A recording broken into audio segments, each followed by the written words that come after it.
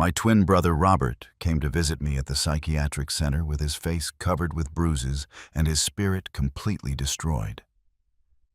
When I realized that the husband of my niece Charlotte not only abused her, but also my own brother, I knew I had to act.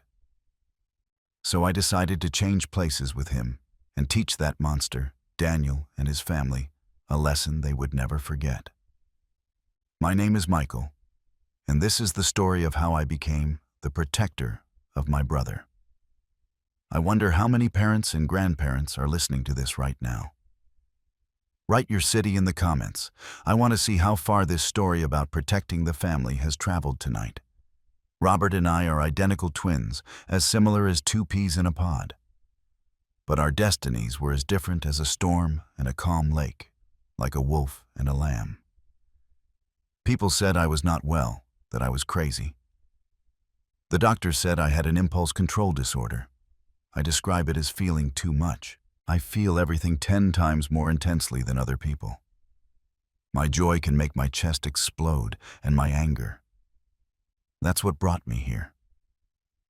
The moment Robert crossed that door, I knew something was wrong.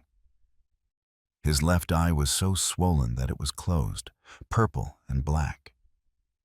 Recent cuts covered his knuckles. He protected his right side. Broken ribs, my God. Robert, what happened? He tried to smile. You should see how the other guy was, he joked. But his voice broke. I had been locked up in the state hospital for 10 years. When I was 17 years old, I sent 3 guys to the hospital for cornering Robert. The judge called me a danger to society. Maybe he was right. It's Charlotte's husband, said Robert, leaning on the chair. Daniel beats Charlotte every day. Now he has started with little Anne, too. She is only 3 years old. The chair creaked under my grip. Sweet Anne, a baby I had only seen in photos.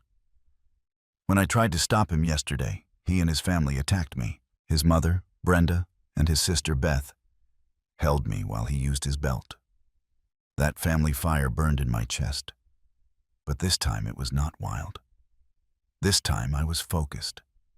I walked to the window with bars, 10 years doing push-ups on these bars, reading each book, learning to control the storm inside me. The doctors thought they were rehabilitating me. They were forging me into something more lethal. Robert, look at me. Look at me for real. He raised his head as if looking in a mirror. The same face, the same scars, the same swirl in the hair. The only difference was that I had gotten stronger while he had been beaten to exhaustion. We are identical. No one could tell us apart. Understanding dawned in his good eye. Michael, no, you can't. Those people are animals. I smiled coldly. Brother, I have been living with animals for 10 years. The difference is that these are locked up and those are free. I grabbed his shoulders. You will stay here where it is safe. I'm going out to take care of Daniel. I'm going to protect Charlotte and Anne as I should have done all this time. For the first time, Robert's face showed hope. In 1 hour, we had changed clothes, identities, and lives. 20 minutes later, I went out through the hospital doors like Robert, wearing his worn-out clothes that smelled of fear and defeat. The security guard barely looked up.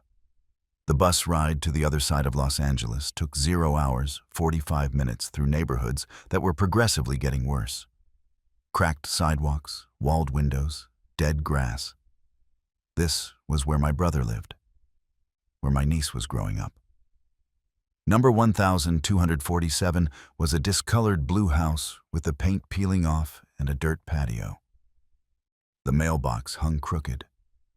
I could smell something rotten from the street. The key turned with a creaking sound. The smell hit me first. Dishes without washing. Rancid cigarettes. Something sour. The living room was a chaos. Clothes thrown everywhere. Empty beer bottles. A TV at full volume. Silent sounds were coming from the kitchen. Someone trying not to make noise. Then I saw her. Anne was sitting in the corner behind a basket of dirty clothes, almost invisible. She was wearing a stained pink dress that was too big for her small body. Her dark hair hung tangled around a face that should have been bright with mischief. Instead, her eyes held the tiredness of someone much older. She looked up and clung tighter to the corner. "Grandpa," she whispered. My heart broke. This little girl was afraid of her own grandfather. "Hi, honey," I said softly, crouching. "Dad?" She called in a nervous voice from the kitchen. "Is that you?" Charlotte appeared at the door. I barely recognized my niece. The vibrant woman I remembered was now a ghost. Painfully thin. Dark circles under her eyes. She was wearing long sleeves despite the California summer heat. She was holding a kitchen cloth like a shield. "Oh," she said with relief. "You're the only one, Dad." But even that relief was dyed with fear. She was moving like someone who was about to be hit. Her shoulders bent. Careful steps. When she crouched to pick up a toy, she made a face and protected her left side. "How was your appointment?" she asked without looking me in the eye. The house told her story. Broken toys in the corners, traces of scratches on the walls. No photos, no decorations, only survival. Charlotte returned to the kitchen, moving like a mouse. Anne remained in her corner with a headless doll, both existing in constant fear, waiting for the next blow. I was processing this nightmare when heavy steps retreated down the corridor. Well, well, well, look what the cat dragged in. Brenda was standing in the corridor like a vulture with a floral house robe. Her gray hair gathered in a tight bun. She was a corpulent woman with small, evil eyes that swept the room with disgust. "There you are. Useless piece of garbage," she groaned. "Where the hell have you been all day? Sitting in the office of some doctor while my son breaks his back working to keep a roof over your head?" Charlotte shrugged, and Anne became smaller in her corner. She had already heard this before. "Look at this dump." Brenda kicked an empty beer bottle. "No wonder my Daniel comes home stressed." Beth left a room looking like a younger, meaner version of her mother. Behind her was a 5-year-old boy with chocolate around his mouth and an arrogance of someone who thinks he has the right to everything. "Uncle Robert is back," said Beth mockingly. "Good." The boy, Charlie, immediately looked at Anne. He walked towards her and snatched her headless doll. "This is stupid," he said. "Why do you play with broken toys? You're stupid too." "Give it back," whispered Anne. "No. Finders keepers." He threw it against the wall and then pushed Anne hard enough to knock her down. Charlotte ran from the kitchen. "Charlie, no!" He let himself fall next to Anne, pulling his daughter into his arms. "My love, are you okay?" "Take your hands off her," Brenda barked. "Don't you dare to pamper that brat." "She's my daughter," said Charlotte in a low voice, holding Anne protectively. Beth took a step forward and grabbed Charlotte's arm, pulling her. "Your daughter needs to learn to share." He hurt her. "Shut up." Beth pushed Charlotte back. "You don't tell me how to raise my son." Charlie, encouraged, threw his foot back to kick the crying Anne. It was then that something inside me broke. I crossed the room before anyone could blink. My hand closed around Charlie's ankle in the middle of the kick. "No," I said in a low voice. The boy tried to let go, but my grip was made of iron. His eyes opened wide in surprise. "Let go of me, you weirdo." "Grandma, Mom, hold me tight." "Don't touch her. Don't take her toys from her. Don't push her. Do you understand?" Brenda charged me. "Let go of my grandson. How dare you?" I let go of Charlie and I stood up at my full height. Brenda had to stretch her neck up, and something in my eyes made her fall back. "Your grandson needs manners." "Don't tell me how to raise my family," she whispered. But her voice had lost its poison. You are nothing more than a servant. I took a step forward. She stepped back too. Things are going to change around here from now on. Beth grabbed Charlie's hand. Let's go, baby. Let's go to Grandma's room. But I want to play. Not today, Beth said quickly. Without taking my eyes off, the three of them withdrew down the hall, whispering frantically. A door closed suddenly, and the lock was put on. Charlotte was still on the floor, holding Anne, looking at me with her eyes wide open. Dad, what happened to you? You had never faced them before. I knelt down next to both of them. Maybe it was time to start. The house fell into an uncomfortable silence for the rest of the afternoon. But I knew this was just the calm before the storm. The roar of a motorcycle's engine cut the silence of midnight like a chainsaw through glass. I had been lying awake in the narrow living room, using a sofa upholstered like a bed, listening to Charlotte and Anne's quiet breathing from the back bedroom. The sound I had been fearing had finally arrived. Daniel had come home. The engine rumbled and died with a violent cough, followed by the sound of something metallic hitting the floor, probably the motorcycle falling. Heavy and unstable steps stumbled along the way in, accompanied by a series of cursed drags that would make a sailor blush. Damn motorcycle crap. I lost again. The damn cards were tricked.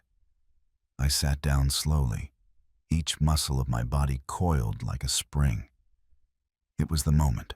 This was the monster that had been terrorizing my family for years and was about to cross that door, drunk, angry, and looking for someone to hurt. The main door exploded inwards with a blow that shook the whole house.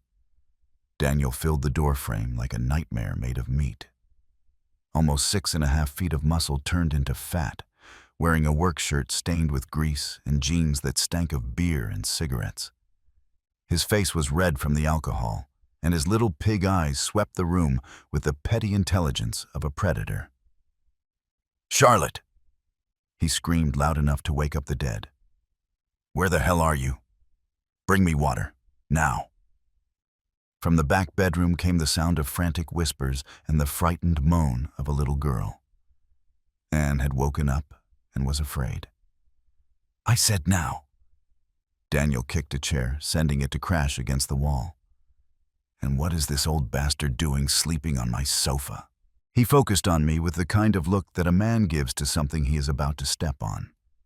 In his state of drunkenness, he probably thought that I would cower as I had always done before. I was about to learn how wrong he was. "Get up, old man," he grunted, wobbling slightly on his feet. "If you want to live in my house, follow my rules. First rule: when I get home, you disappear." I got up slowly and deliberately. In all my height, I was only a few inches shorter than him, but 10 years of imprisonment had carved me into something harder than he would ever be. "Your house?" I said in a low voice. "This is Charlotte's house. She pays the rent." Daniel's face twisted with anger. You just answered me?" He took a staggering step forward, raising his hand. "I'll show you a little respect. Useless piece of garbage." The slap he threw was wild, telegraphed. The kind of careless blow that works with women and scared children. I caught his wrist in the air, like catching a slow baseball. "What the hell?" Daniel's eyes opened wide in surprise. He tried to withdraw his hand, but he could well have been trapped in a steel trap. I squeezed. Not strong enough to break anything yet. Just enough to get his attention. "We need to talk about the new rules around here." "Let me go!" He tried to punch with his free hand, but I caught that wrist too. Now I had him completely defenseless. With both arms trapped, swinging on his feet like a scarecrow in a windstorm. "Rule number 1, I said by applying pressure to his right wrist. Don't hit Charlotte anymore." Crack. The sound of his wrist breaking was sharp and clean, like breaking a dry branch. Daniel's scream could have broken the windows. Rule number 2, I continued, as if nothing had happened. Don't touch Anne. Never.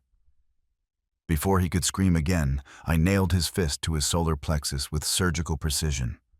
All the air came out of his lungs in a rush, and his eyes went white. I released his wrist, and he collapsed on the floor like a sack of wet cement.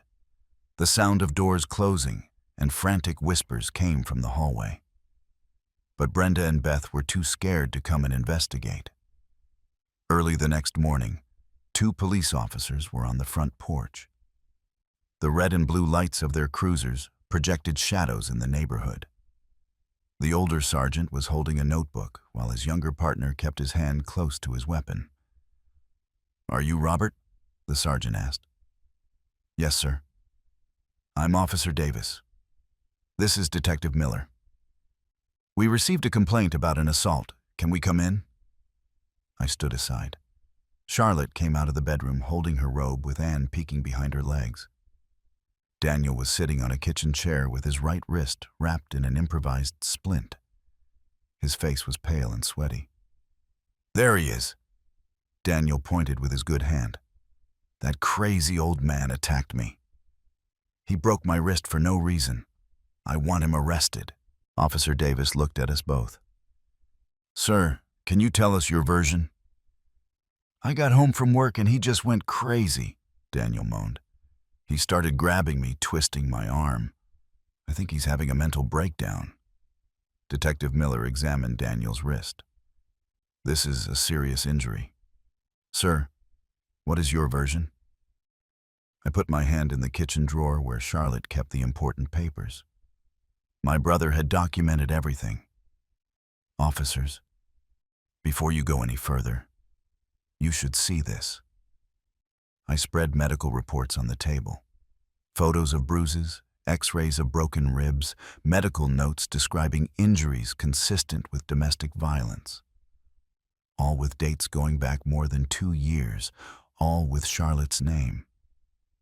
"These are my daughter's medical records," I said in a low voice. "Every time he has hit her." Officer Davis picked up a photo. Charlotte's face was so swollen that her eyes were almost closed. "Dear God." "And these are my medical records from yesterday." More photos of violence. "He did this when I tried to prevent him from hitting my granddaughter." Detective Miller studied the dates. "Sir, these records show a pattern that goes back years. He's telling us that this old man attacked him randomly." Daniel's face turned red. "These are... She fell down the stairs. He's clumsy."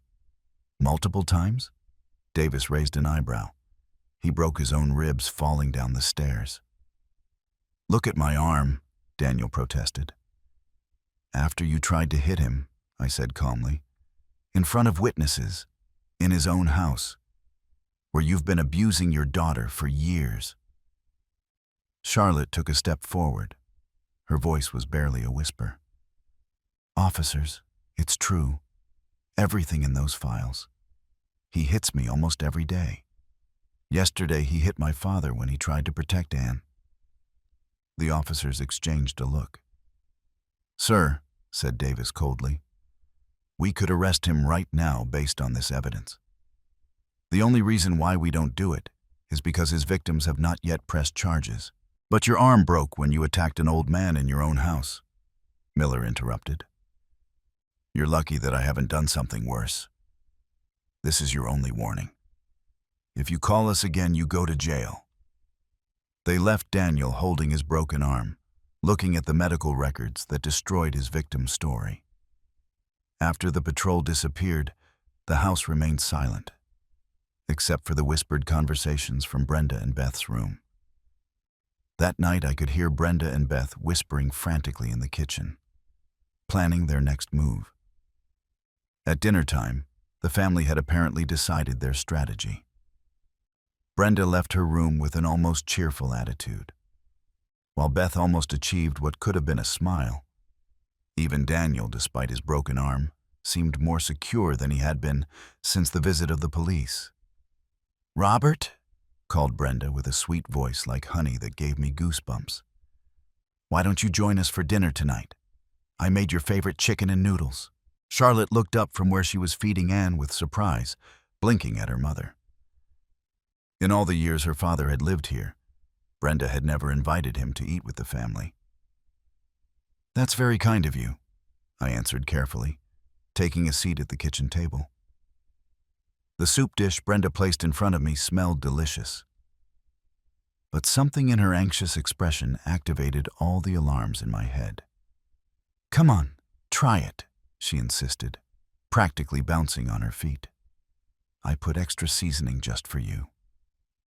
I lifted the spoon to my lips, pretending to take a sip. Then suddenly, I shook my elbow as if I had been scared by a sound.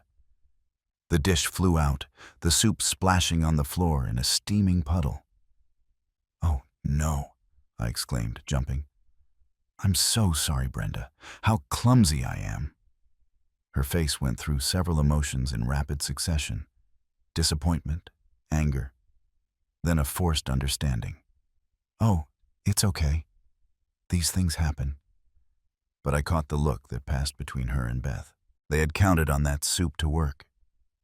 "I'll just make a simple sandwich," I said, cleaning up the mess. "Don't bother making another batch." The rest of the night passed in a tense silence. Around 10 o'clock, I announced that I was tired, and I settled down on the living room sofa, covering myself with a thin blanket. In minutes, I was breathing deeply and uniformly with all the appearance of a man deeply asleep. But I wasn't sleeping. Every sense was sharpened. Waiting. Around midnight, I heard the soft creak of the floorboards. Someone was moving around the house, trying to be silent. Curiously, the steps stopped outside the living room. Then they approached. Through the barely open eyelids, I saw Daniel's silhouette against the faint light of the corridor. Despite his injured wrist, he had a roll of rope in his good hand. His face was determined and gloomy as he approached the sofa. He moved slowly and carefully, trying not to wake his expected victim up. When he was close enough, he extended his hand to grab my shoulder. It was then that I attacked. My hand came out of nowhere and closed around his throat before he could make a sound. His eyes opened wide out of surprise and terror as I sat up, my grip cutting his supply of air. "Are you going anywhere?" I whispered. He tried to fight, but 10 years of imprisonment had given me a strength that he could not match, especially with a useless arm. In seconds, he was unconscious. It took me less than 5 minutes to drag him to the bedroom and secure him to the bed frame with his own rope. I gagged him with a pillowcase to keep him quiet. Then I took a step back to admire my work. Now came the complicated part. I slipped through the back door of the bedroom that led to the small patio. Then I crawled to the side of the house where Brenda and Beth's room was located, taking a deep breath. I began to hit the wall and scream out loud. "Help Brenda, Beth! She's hitting me! Help me, please!" I added some convincing moans and the sound of furniture being knocked down to really sell the performance. "She's gone crazy. She's going to kill me. Help!" In seconds, I heard footsteps running towards the bedroom. Brenda burst first through the bedroom door, brandishing a wooden rolling pin like a weapon, her face twisted with wild joy. Just behind her came Beth, swinging the metal handle of a mop with the enthusiasm of someone who had been waiting for years for this moment. "Where is she?" Brenda whispered, squinting in the dark room. "Where is that old bastard?" The bedroom was completely dark except for a thin strip of light in the hall. In bed, they could distinguish the silhouette of a figure tied up and struggling, muffled sounds coming from behind what seemed to be a gag. "There," Beth pointed with her improvised weapon. "She's trying to untie herself." What they couldn't see in the dark was me crouching in the corner with the camera of my phone recording everything. What they couldn't see either was that the person tied to the bed wasn't me at all. "Take this," Beth screamed. "This is for breaking Daniel's wrist." Brenda raised the rolling pin over his head and brought it down with force over the figure's ribs. The choked scream that followed should have made them stop.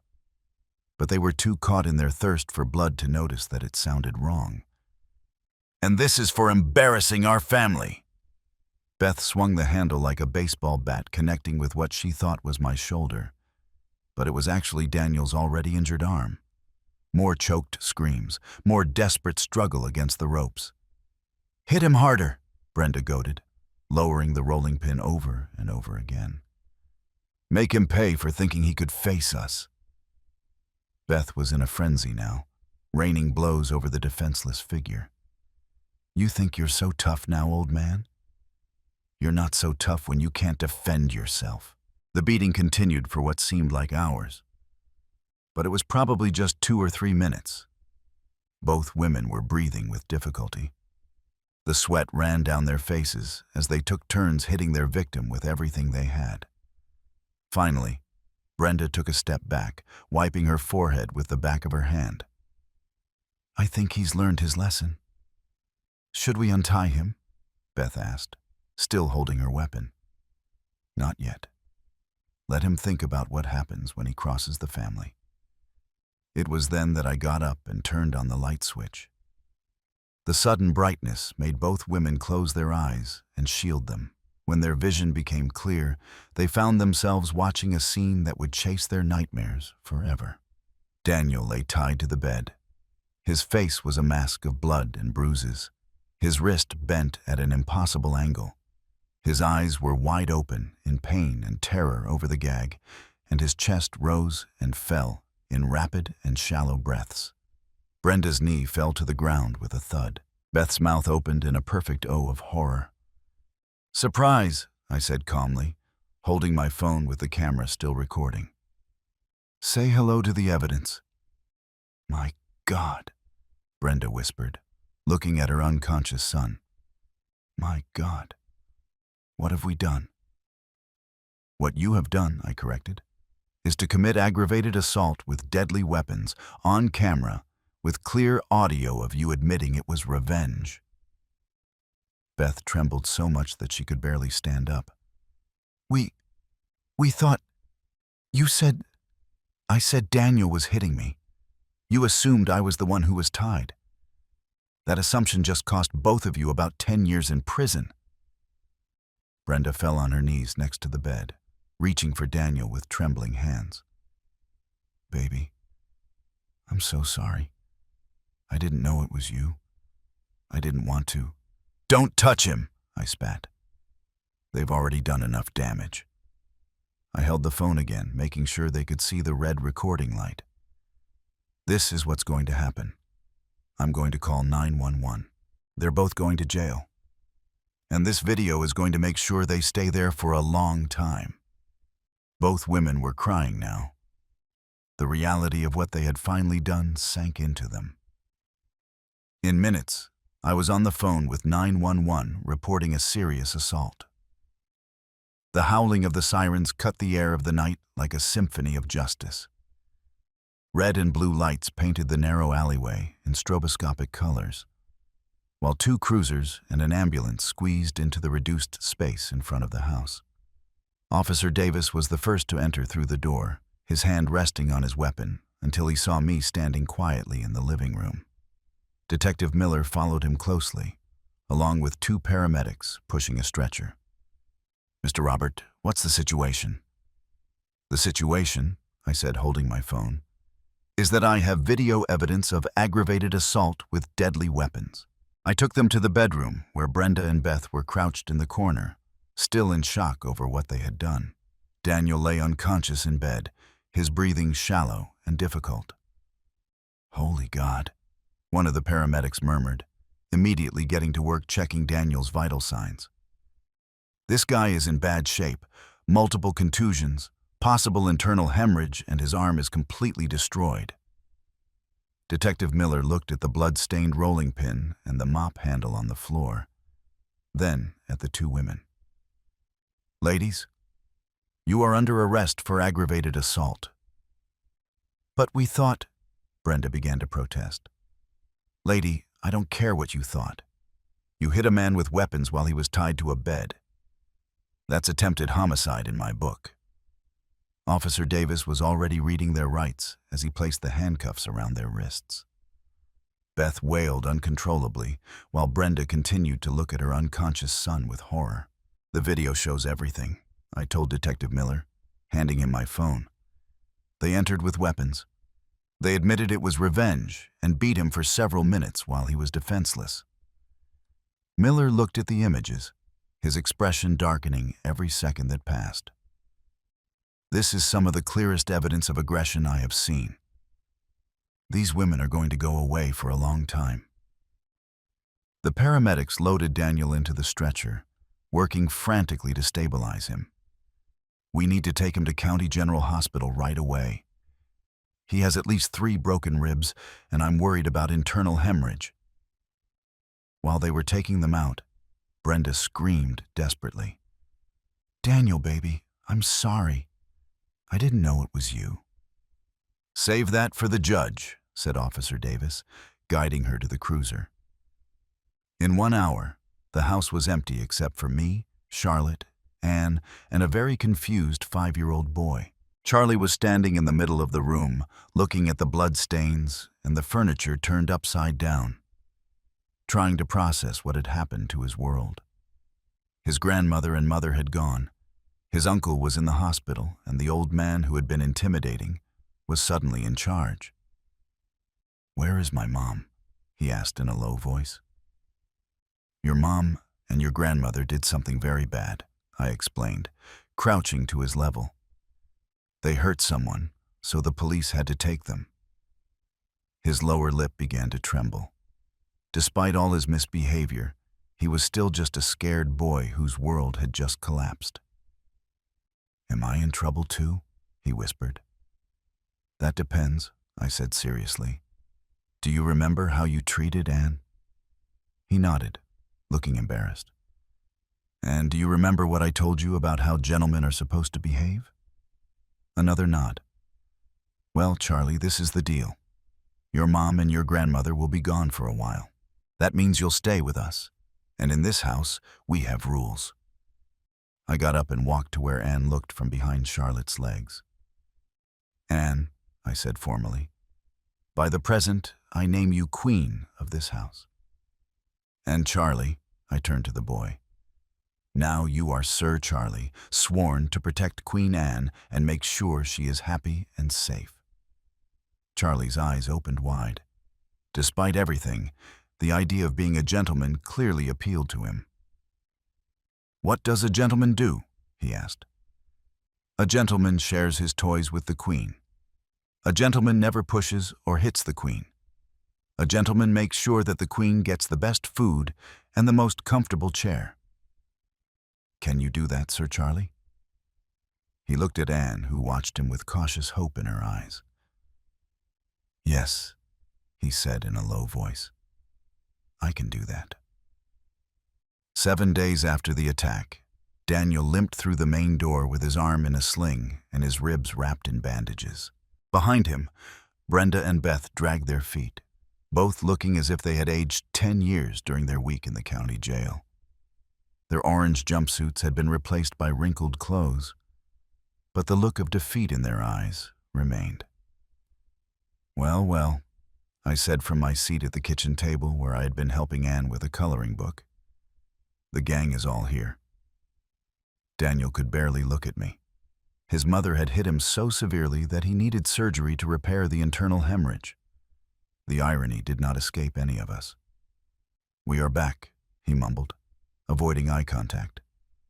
The charges were dropped when I refused to testify. How generous of you, I replied. But we need to talk about the new arrangement. I got up and walked to the kitchen table where I had prepared a folder full of documents. Now that you are all back, it's time to settle accounts. Brenda's eyes narrowed. What kind of accounts? Well, let's see. I opened the folder. 7 years of Charlotte paying the rent of this house while you lived for free. 7 years of medical bills for her son's abuse.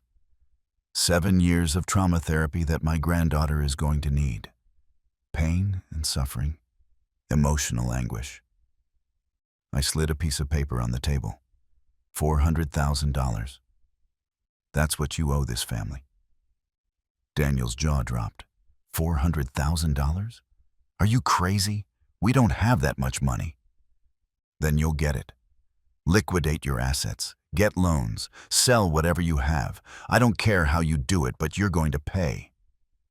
Beth laughed bitterly. And if we don't? I held my phone, showing the video that had already been copied to multiple cloud accounts.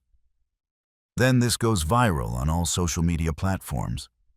You on camera, you admitting the aggression. Good luck finding a job or a home after that.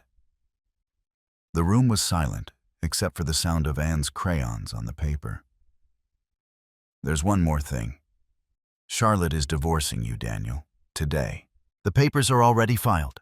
Charlotte appeared from the bedroom dressed in clean clothes and carrying a small suitcase. For the first time in years, she stood upright. Her shoulders were back, her head was up. I'm taking Anne and moving in with my father, she announced. The real one. What do you mean by the real one? Brenda asked suspiciously. It was then that the main door opened once more and Robert entered. My twin brother looked healthier than he had been in years. His face was fuller, his eyes bright and clear. Hello, everyone, he said with a smile. The doctors say I've had a remarkable recovery. It's incredible what a week of peace and tranquility can do for a man's health. The family looked at Robert, then at me, then back to him trying to process what they were seeing.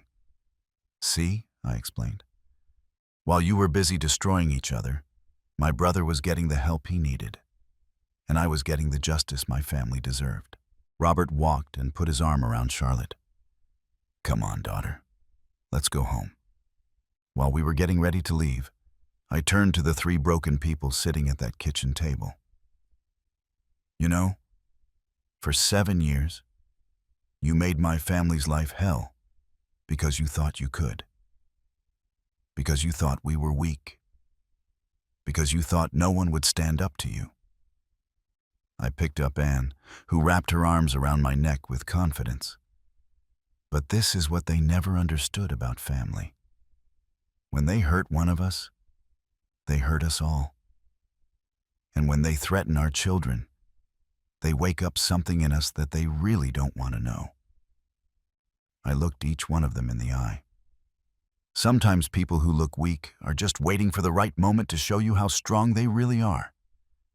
We left that house and never looked back. Charlotte got her divorce. We got our money. And Anne had the childhood she deserved. But most importantly, we got each other back. Because at the end of the day, family is not just about blood. It's about who's willing to fight for you when the world gets dark. It's about who will trade places with you when you can't fight anymore.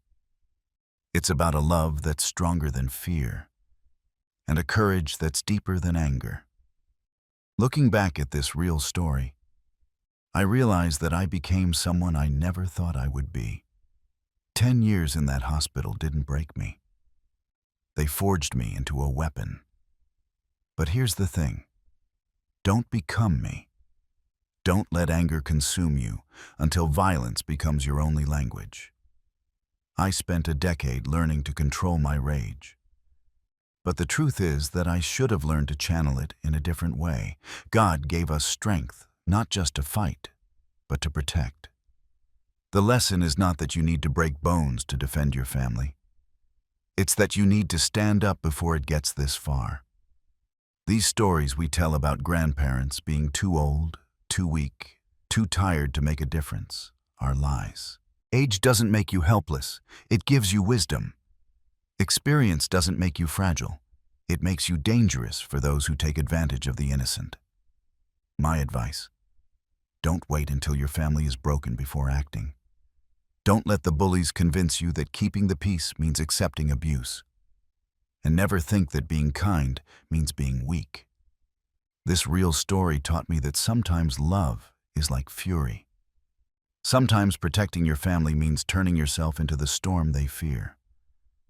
But God help me. I wish I had found another way. The true lesson of these stories of grandparents is not about revenge. It's about recognition. Recognize the signs early on. Speak sooner. Seek help before the situation explodes. Because once you cross that line that I crossed, there's no going back to the man I used to be. Every family has someone like Robert, someone kind that needs protection. And every family needs someone willing to be the shield. Just try to be a shield smarter than I was. This real story changed us all. I pray that yours has a softer ending. If this story made you think about the protectors of your own family, please share it with someone who needs to hear it. Write a comment below about a time someone defended you. And don't forget to subscribe for more real-life stories that matter. Sometimes the most powerful grandparent stories are the ones that remind us of what we're really capable of when love is at stake. The inheritance revenge. He's getting old, more forgetful. We're worried about his ability to maintain such a large property. My son Scott told the real estate people without knowing that I was listening. At the big family Thanksgiving dinner, I showed how sharp my memory really was, and I destroyed their lives with an envelope. Before telling you what was in that envelope, write your location in the comments. If you think that family treason is the worst kind of treason, I never thought that my own children would conspire to steal my home and send me to die in a nursing home. But here we are. My name is Mr. Robert, and I spent 40 years building bridges. I understand the tension points of the foundations, how the small cracks become catastrophic faults. What I overlooked were the fractures that formed in my own family. This Victorian mansion has housed our family since 1897. When Martha died 8 years ago, I became her sole guardian, determined to keep her memory alive through tradition. Every year, for the big family Thanksgiving dinner, I opened these doors as she did, welcoming our 3 children home. Scott, George, and Victoria filled these rooms with laughter, just like in the old days. For years it worked. The house breathed again. Martha's silver shone. Her recipes warmed the kitchen, and for precious moments, the pain rose like the morning fog. But the foundations shift. What begins as a settlement becomes something more dangerous. I began to notice things that an engineer notices: load distributions, changing voltage patterns, phone calls that stopped when I entered the rooms, conversations about property values disguised as casual interest, eyes that measured the ceiling moldings instead of admiring them. My children stopped seeing a home. They began to see assets. The house that had sheltered 4 generations was being razed by the very people it had protected. The bridge that had been built between the past and the future was enduring a traffic that I never intended. This year felt different, although I could not calculate exactly why. Maybe it was Scott's low-pitched phone calls, or how his wife suddenly photographed rooms that she had ignored for decades. Maybe it was the way in which they looked at me, not with the eyes of children looking at their father, but with the cold evaluation of contractors assessing the remaining useful life of a structure. I am 65 years old, and I have learned that the most dangerous failures occur slowly and visibly, until one day everything comes down. I should have done the calculations about my own family. I should have tested the capacity to carry the blood and loyalty. But everything was about to change in ways I never imagined. Sometimes the bridge you think is solid has been crumbling silently under your feet, and you do not realize until you are falling. For 8 years I received them with open arms, never suspecting that they saw my generosity as weakness. The deterioration was systematic, professional. 2015. George brought flowers for Martha's grave. 2016.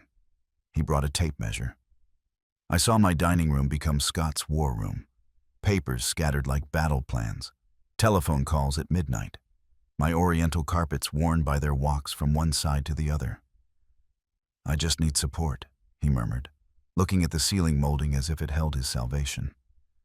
His wife began to photograph everything. "For the memories," she affirmed. But her eyes calculated square footage, not feelings. Victoria perfected the art of strategic helplessness. Sweet smiles during dinner, mysterious headaches during cleanup. "I'm just not good at that kind of thing," she whispered, disappearing upstairs while I cleaned the footprints of her children from Martha's piano. 4 days became 5. 5 became a week. My supermarket bills tripled. They slept until noon. They demanded fresh coffee. They expected 3 prepared meals on time. I became a domestic employee in my own house. The questions began innocently enough. "Dad, isn't this house too big? Have you thought about moving to something smaller? What happens when you can't handle maintenance?" But his eyes told different stories. Scott tested the stability of the railing. George measured the window frames. They stopped asking about my health and began to evaluate my longevity. 2021 brought contractors, friends who happened to specialize in property sales. 2022 brought real estate magazines left by chance on my coffee table. They arrived expecting service. They were expecting inheritance. I cooked for 12. I cleaned for 12. I was a host for 12. They treated me as the caretaker of their future property. The breaking point came last Christmas, when I found Scott's wife in Martha's bedroom checking the jewelry. "Only admiring Mom's taste," she said. But the payment application on her phone suggested the opposite. By 2022, I was no longer hosting the family. I was running a free hotel for strange, ungrateful people who shared my DNA. Something was changing in the family dynamics, but I still couldn't see it. Like metal fatigue. The damage was occurring in places that I could not measure until the day when the entire structure would fail catastrophically. I just didn't know they had already started the demolition. The first crack in their facade appeared in a suffocating late August, when I returned from the hardware store before expected. That changing dynamic that I had felt was about to reveal itself in the most devastating way possible. I had gone to buy weather stripping, the kind of maintenance task that prevents a 126-year-old house from collapsing. The heat was brutal even for the end of summer, and I had cut my errands short when the humidity became unbearable. The main door opened silently, something I had always been proud of. Those well-oiled hinges that Martha used to say made me sound like a ghost coming home. Today, that silence would serve me in ways I never imagined. Scott's voice floated from my study, confident and professional. "Yes, it is an 1897 Victorian in the historic district. Prime location, original wood everywhere, current market value, easily $2,800,000. I froze in the corridor with the shopping bag still in my hand. He is getting old, more forgetful.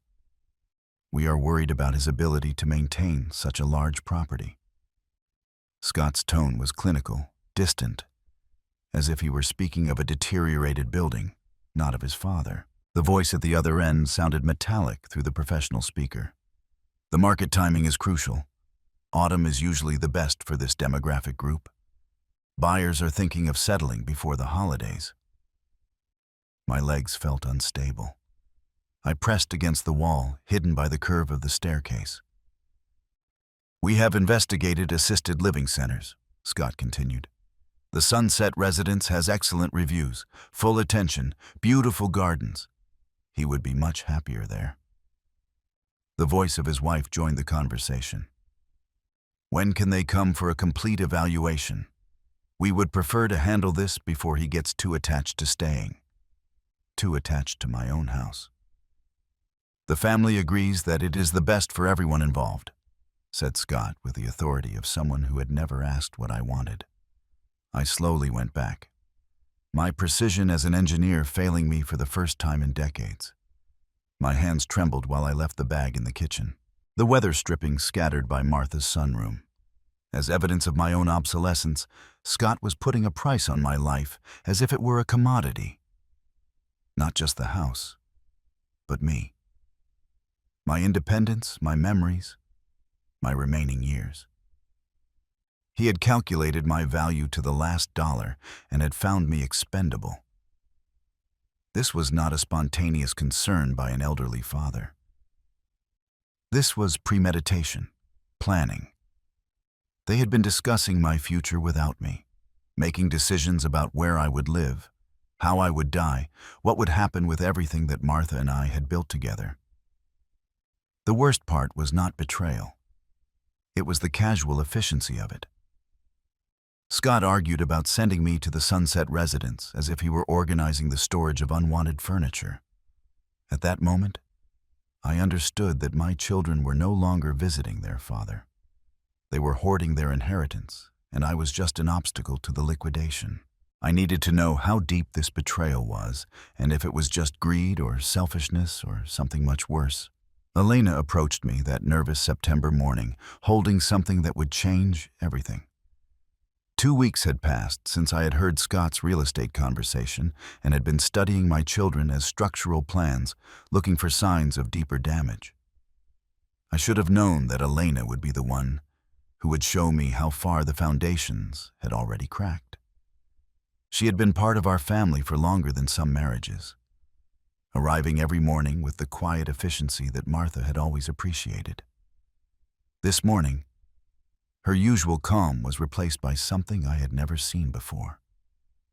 "Fear, Mr. Robert," she said with her voice just above a whisper. "There is something you need to see." She handed me a manila folder, her hands shaking slightly. "I found this in Scott's suitcase when he was cleaning the guest room yesterday." I did not understand what they meant, but the documents inside froze my blood. Mortgage papers, official bank membership, my name written carefully at the top, but the signature at the bottom belonged to another person completely. "That is not my handwriting," I said, although we both already knew. I grabbed the phone and called the National Bank. My hands were firmer than they were supposed to be. Years of crisis management on construction sites had taught me to function even when everything was crumbling. "There has been some kind of mistake with my mortgage," I told the loan officer. "There is no mistake, Mr. Robert. Your home equity loan was approved 3 months ago. $120,000. Your son Scott presented all the appropriate notarial power documents." The room leaned. I never signed any power of attorney. The silence at the other end stretched like a cable under too much tension. "Sir, I think you need to come in immediately." Elena's voice cut my shock. "Mr. Robert, there is more." She took out her phone, showing me a notepad where she had been tracking something. "Scott has been receiving calls from cryptocurrency exchanges, angry calls. I heard him crying on the phone with his wife last week. He lost everything, right?" She felt it. Every penny. And now, she pointed out the mortgage papers. I called the bank again. "What happens if this loan is not paid?" "If the payment is not received within 60 days, we will begin the foreclosure procedures." "I'm sorry, Mr. Robert, but the paperwork seems to be in order from our side." 60 days. Scott had put my house, Martha's house, 4 generations of family history at risk for cryptocurrency speculation. He had falsified my signature, fabricated legal documents, and bet money that was never his to begin with. Elena sat in silence while I processed the magnitude of what my son had done. Not only was he planning to steal my house, he had already stolen it. The deed could still have my name, but the bank was the owner now, thanks to Scott's fraud. "What kind of man steals from his own father?" I asked the empty room. "A desperate guy," answered Elena gently. But Mr. Robert, desperate men do desperate things. If he is willing to falsify his signature. She did not need to finish. If Scott committed mortgage fraud, what else was he capable of? My son had not only planned to steal my house, he had already stolen it. And now I had 60 days to find out how to save everything that Martha and I had built or see it disappear to pay his gambling debts. I needed time to process this devastating betrayal. But time was the only thing that Scott's greed had also stolen from me. While looking for the original mortgage papers, I found something that left me breathless. Processing Scott's devastating betrayal had consumed my days, but I needed those original property documents to prove the mortgage fraud.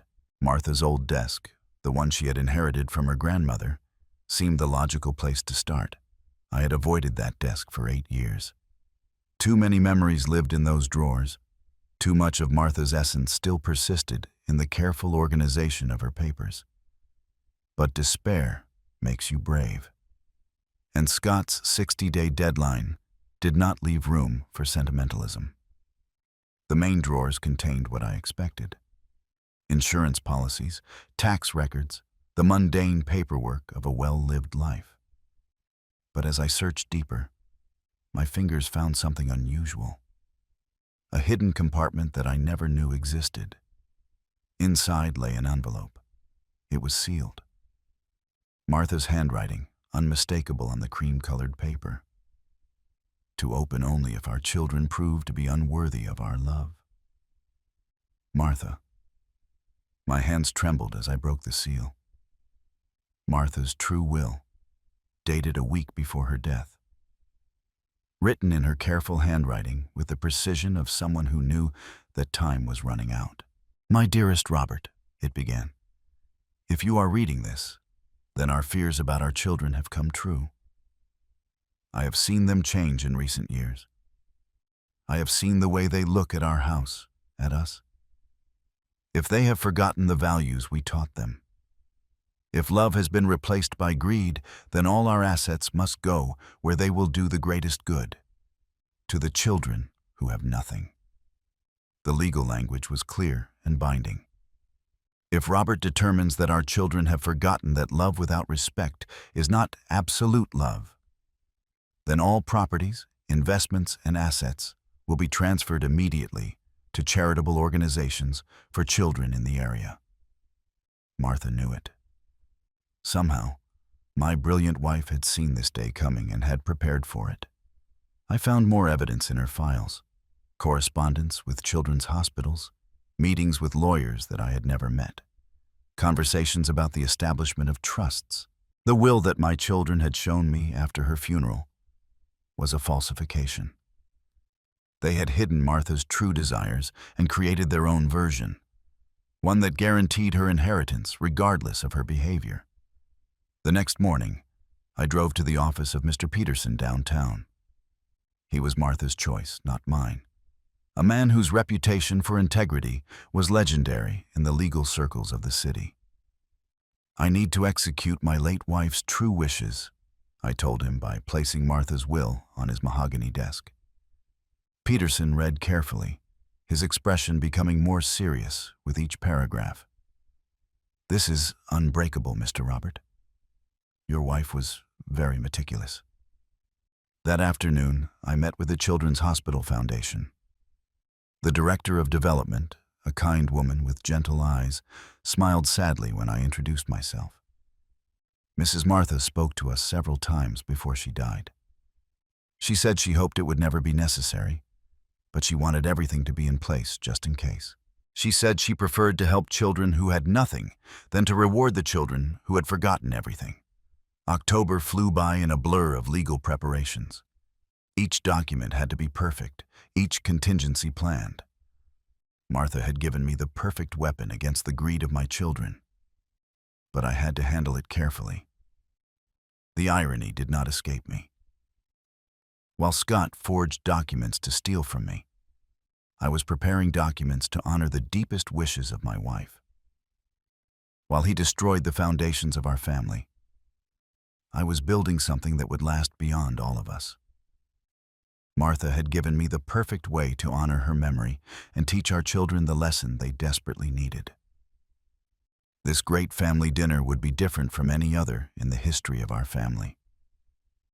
Martha's final gift would save our family, or it would end what Scott's greed had begun. In any case, justice would finally be done. The morning of the dinner felt like the calm before a storm that had been brewing for 8 years. The dining room had never looked more elegant.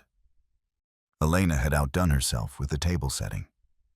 Martha's best china shone under the crystal candelabra. The autumn centerpieces arranged with mathematical precision. Enough place settings for the family that was about to implode. Unlike any other gathering in our history, this would end everything. They arrived in a very good mood, laughing and joking as they filled the lobby with coats and conversation. Scott seemed particularly jovial, practically bouncing on his heels while inspecting the rooms. "Dad has finally come to terms with moving to something smaller," he whispered to his wife loud enough for me to hear it. "This place will bring a fortune." George nodded with approval before the latest photographs of the moldings that Scott's wife had taken. The market timing could not be better. Even Victoria seemed lighter, as if a great weight was about to be lifted from her shoulders. They had no idea that they were entering their own judgment day. The dinner went normally. The turkey cut with precision, the side dishes passed with practiced courtesy, the small talk flowing like wine. They praised Elena's cooking. They admired the autumn decorations. They discussed everything except what they had really come for. When we finished the dessert, I got up slowly, my engineer's mind calculating the exact moment for maximum impact. "Before we give thanks," I said, my voice cutting his comfortable talk, "we need to address some truths." The room was still.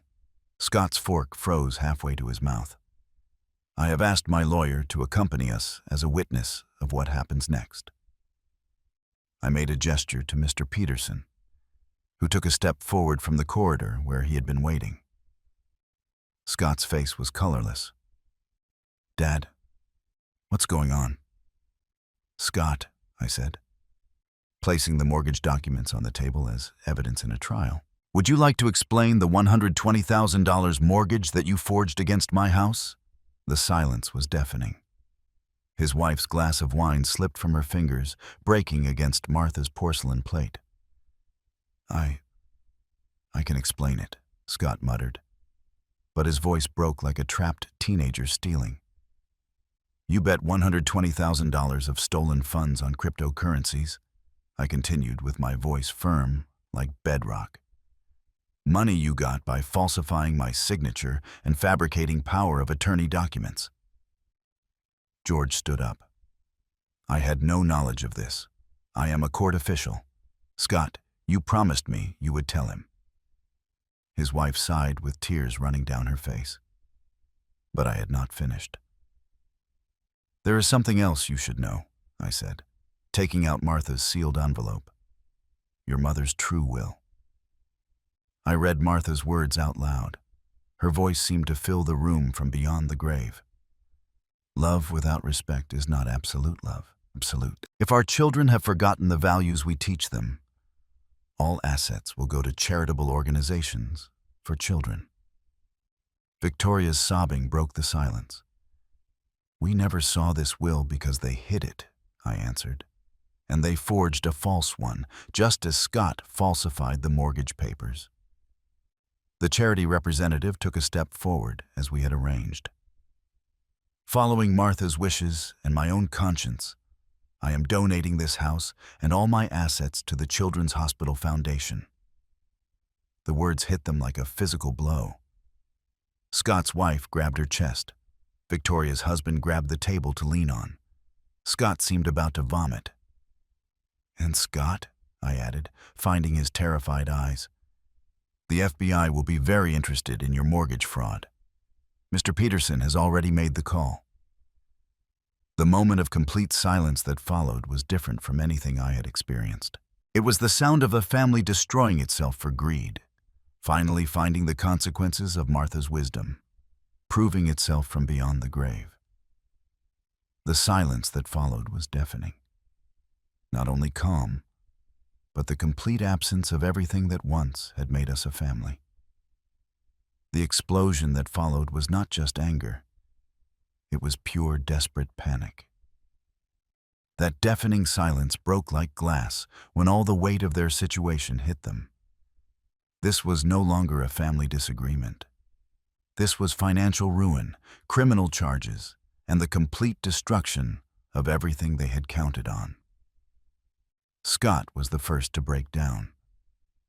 "Dad, I can explain it. I was going to tell you." His voice was sharp with each word, like a man drowning in his own lies. "We needed the money," his wife screamed, her composure completely lost. "Scott's business was failing. We had creditors calling every day."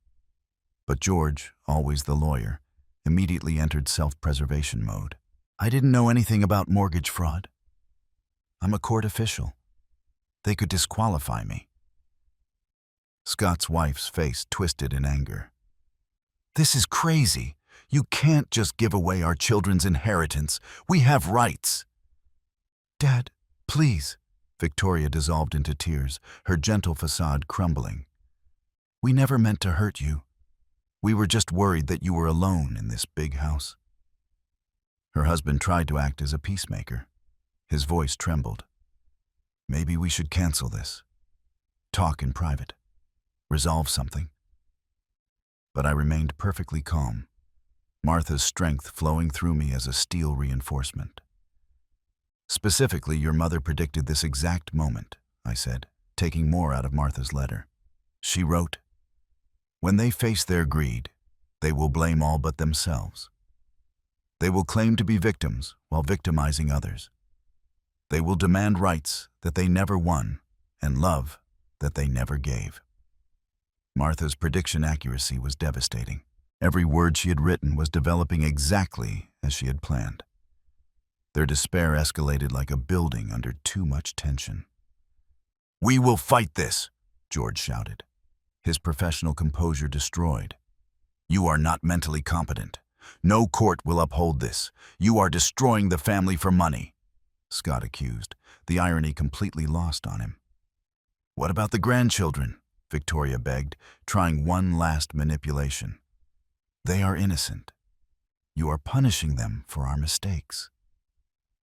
I got up slowly, my engineer's mind calculating the exact moment for my final words. "Did they want my house so badly?" I said with my voice carrying the authority of 4 decades building things that last.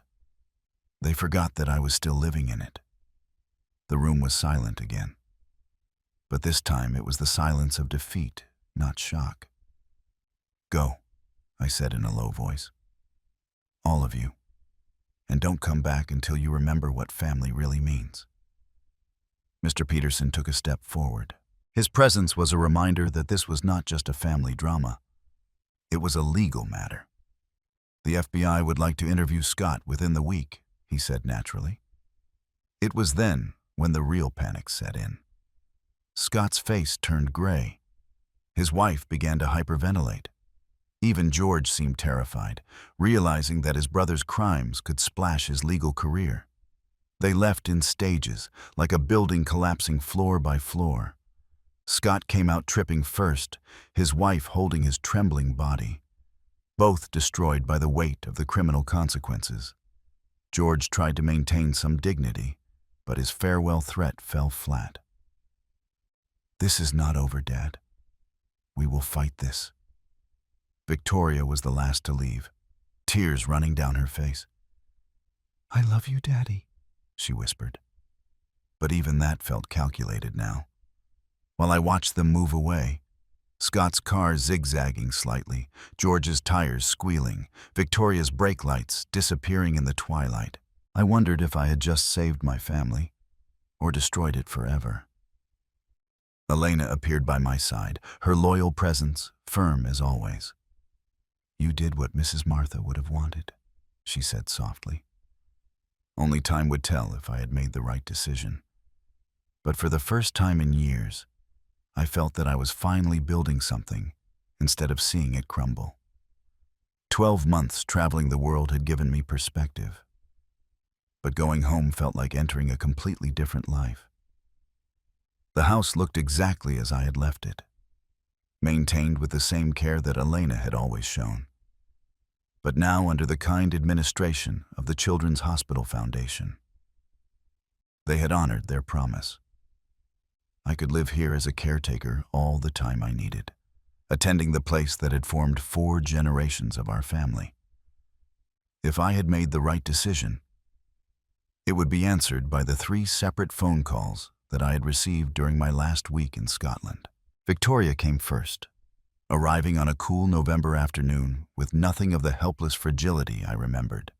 She walked differently now, shoulders back, eyes straight like someone who had finally learned to carry her own weight. "I got a divorce," she said without preambles, sitting in Martha's favorite chair. "Finally, I stood up for myself, as you taught me at that dinner." She told me about her new job teaching at a school downtown, working with children who had nothing but still managed to smile. Working with children who have nothing taught me what really matters.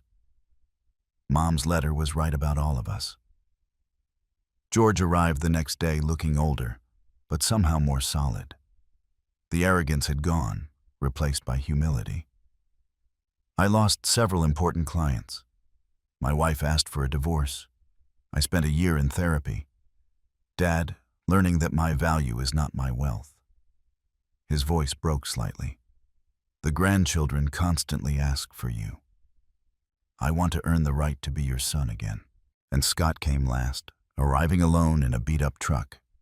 His transformation was the most dramatic of all. He had lost a lot of weight. His face was marked by honest work and honest consequences. "Dad, I served 6 months in minimum security. Federal prison was the best thing that has ever happened to me." He sat heavily in the chair where once he had planned my future. "The first month I was angry with everyone except myself. I blamed you for being unreasonable. I blamed my wife for not supporting me.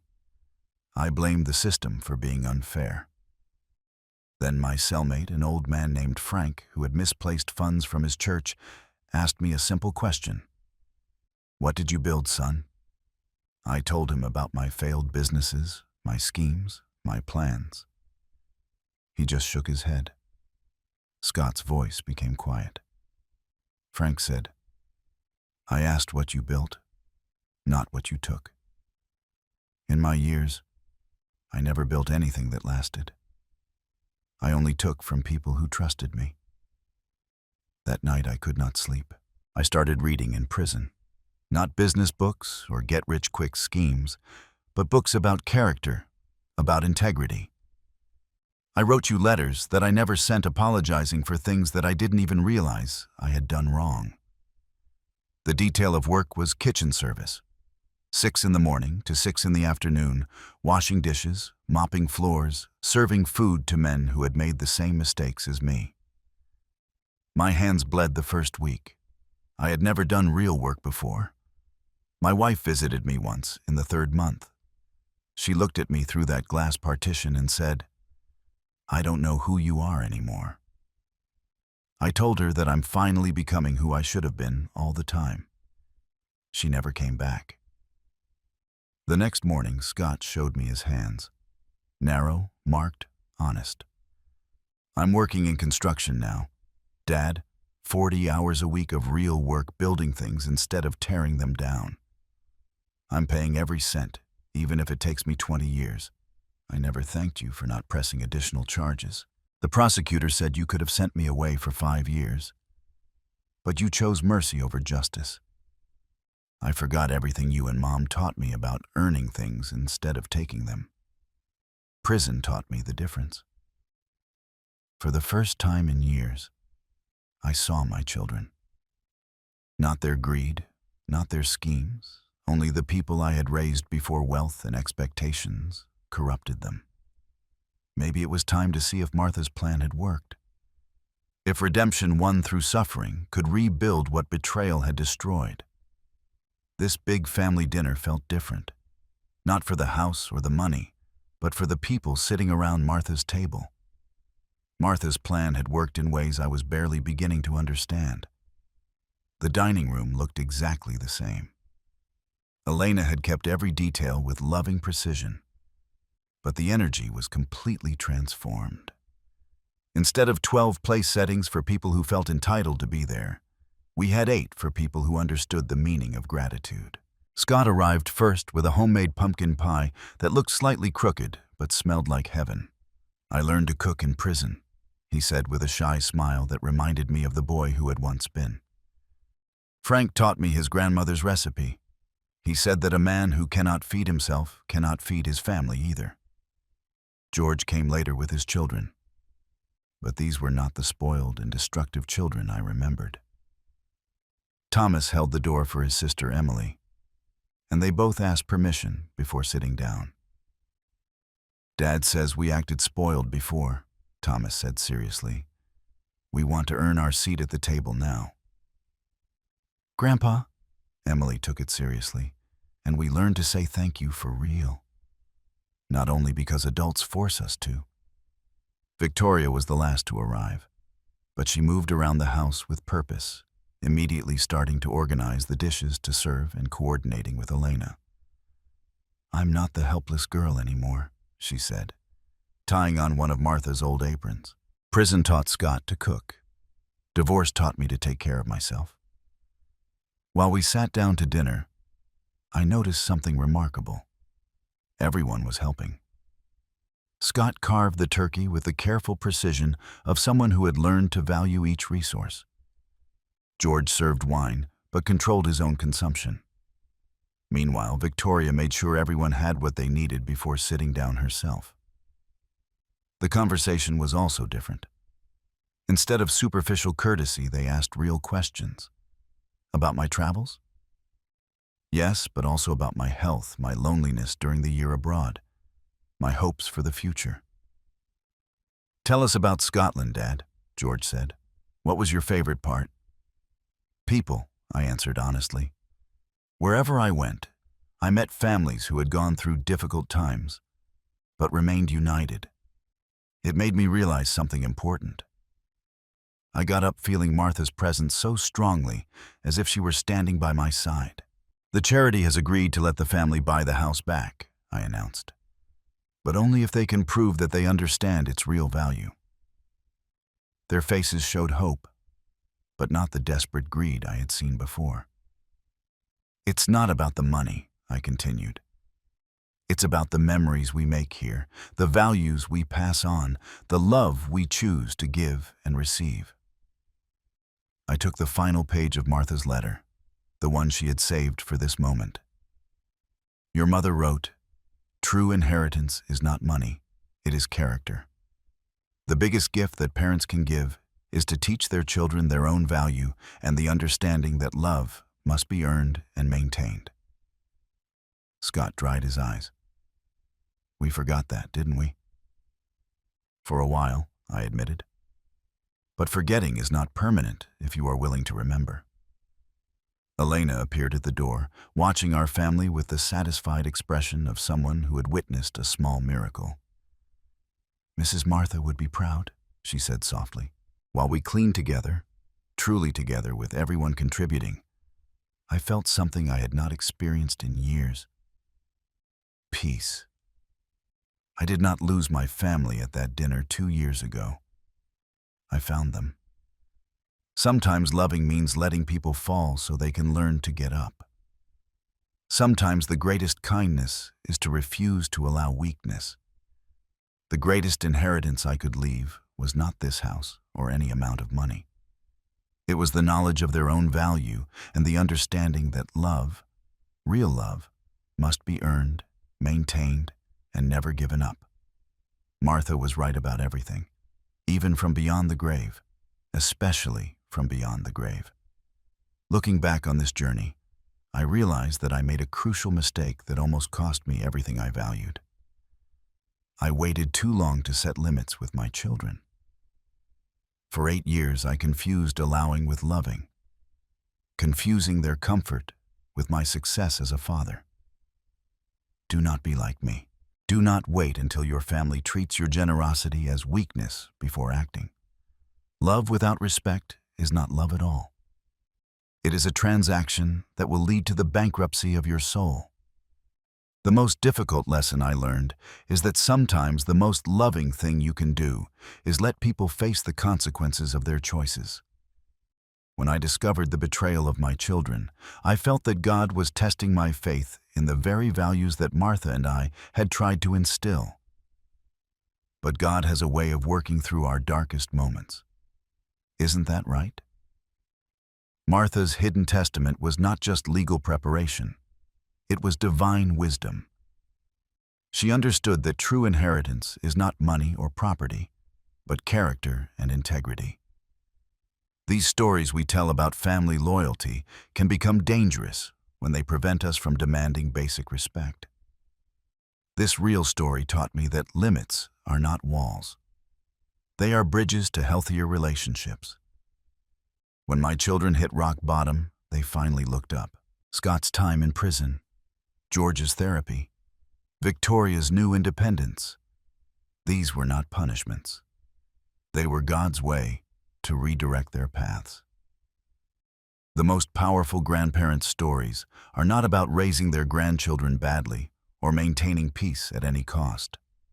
They are about teaching the next generation that love must be won and maintained. Every real family struggle story has the potential for redemption if we are brave enough to demand something better. As I finish sharing these stories, I am grateful for every painful moment.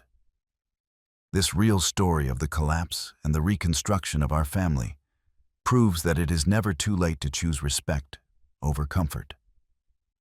Sometimes love means saying no. Sometimes the biggest gift you can give your children is to drop them so they can learn to get up. If my story resonates with your heart, please share your own experiences in the comments below. Have you ever had to choose between maintaining peace and demanding respect in your family? Share this story with someone who may need to hear it. And don't forget to subscribe to our channel for more real-life stories that remind us what really matters in this world.